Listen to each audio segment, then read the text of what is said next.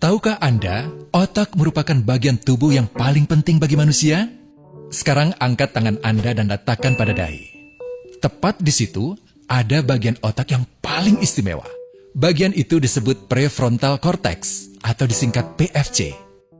Menurut peneliti otak Jordan Grafman, PFC ini hanya ada pada otak manusia, sehingga membedakan kita dengan binatang. Bagian ini diciptakan dan dirancang khusus oleh Tuhan supaya manusia mampu memilih dan memiliki etika. PFC berfungsi seperti pemimpin. Ia bertanggung jawab untuk berkonsentrasi, memahami benar dan salah, mengendalikan diri, menunda kepuasan, berpikir kritis, dan merencanakan masa depan.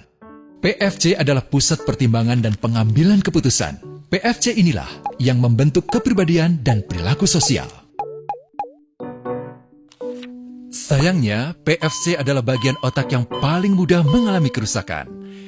Jika PFC rusak, maka kepribadian orang bisa berubah.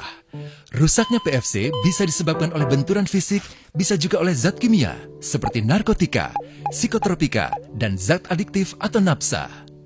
Dan ternyata penyebab paling merusak juga pornografi, yang disebut narkolema, narkotika lewat mata. Bagaimana pornografi mempengaruhi otak dan pikiran kita? Adi, remaja 12 tahun, melihat gambar di TV yang menjurus ke porno.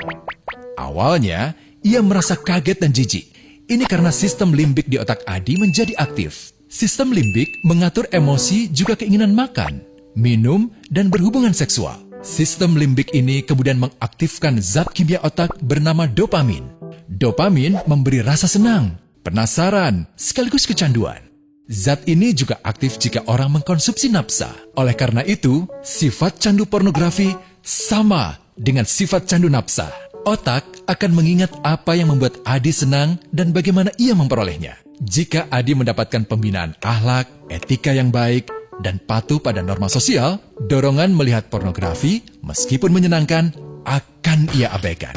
Namun karena hal itu tidak ada pada diri Adi, ketika ia sedang merasa bosan dan ingin mencari kesenangan, otak akan mendorongnya agar melihat pornografi lagi. Namun lama-lama, Adi bosan melihat jenis gambar yang sama, dan butuh yang lebih porno untuk memicu rasa senang. Sekarang, dengan internet, pornografi menjadi jauh lebih mudah didapat. Pertama, Adi membuka internet dan tidak sengaja melihat gambar yang menjurus ke porno. Berikutnya, ia sengaja membuka lagi untuk melihat yang lebih porno. Awalnya melihat yang sedikit terbuka, lama-lama semuanya terbuka. Awalnya melihat 1 menit, lama-lama 1 jam. Adi mengalami kecanduan pornografi. Bagaimana kerusakan PFC akibat kecanduan pornografi? Secara alamiah, dopamin dialirkan dari sistem limbik ke PFC. Orang yang kecanduan pornografi akan mengalirkan dopamin secara berlebihan sehingga membanjiri PFC. PFC menjadi tidak aktif karena terendam dopamin. Semakin sering PFC tidak aktif, ia akan semakin mengerut dan fungsinya terganggu. Sistem limbik justru akan berkembang semakin besar karena terus mengaktifkan dopamin, sehingga Adi cenderung untuk terus mencari kesenangan tanpa takut atas akibatnya. Jika tidak ditangani segera, Adi berpeluang besar menjadi pelanggan pornografi seumur hidup dan mengalami kerusakan otak di bagian PFC. Awalnya, ia akan kehilangan konsentrasi, penurunan kemampuan menimbang benar dan salah, serta berkurangnya kemampuan mengambil keputusan. Lama-lama, besar kemungkinan ia akan melakukan masturbasi, oral seks, hubungan seksual suka sama suka, dan mudah berganti-ganti pasangan seksual. Pernikahan dianggap tidak penting. Pasangan dianggap hanya sebagai objek seksual semata, cenderung merendahkan derajat dan kehormatan lawan jenis. Selera hubungan seksualnya pun tidak sehat dan seenaknya, kasar sampai tega memperkosa.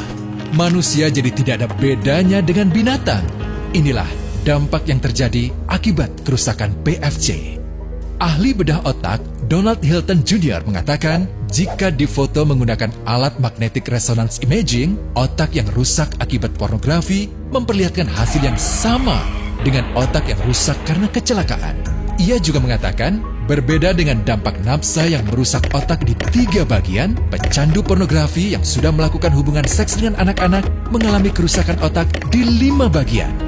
Terbukti, pornografi pada anak lebih bersifat merusak karena PFC belum matang dengan sempurna.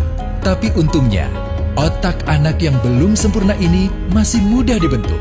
Pengaruh pornografi bisa lebih mudah dihilangkan asal ada usaha untuk memulihkan dengan sabar, terutama oleh ayah ibu, keluarga, dan orang terdekat. Pelajari bagaimana mencegah dan menangani anak yang terkena pornografi. Mari lindungi generasi kita dari bencana pornografi dan kejahatan seksual.